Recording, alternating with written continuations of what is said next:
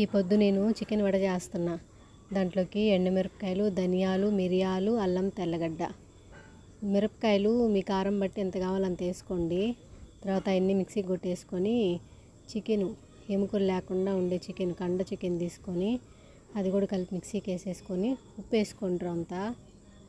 తర్వాత గోధుమ పిండి, బియ్యం పిండి కలుపుకొని ముద్దొచ్చేటట్టు, అది మనం ఉత్త చికెన్ వేసాం కదా, బదన్గా లేకుండా ఉంటుంది.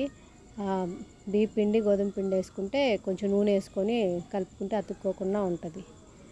ఇట్లా గోళీలాగా వేసాను నూనెలో, డీప్ ఫ్రై. లేదనుకుంటే ప్యాన్ ఫ్రై అయినా చేసుకోవచ్చు. వడలు కూడా ప్యాన్ ఫ్రై వద్దనుకుంటే ఆయిల్ ఫ్రై చేసుకోవచ్చు. బాగున్నాయి, మీరు ఎవరైనా చేసుకొని తినొచ్చు. ఈవినింగ్ స్నాక్లోకి, డిన్నర్లోకి అట్లా తినొచ్చు. బాగున్నాయి, ఎవరైనా చేసుకొని తినండి.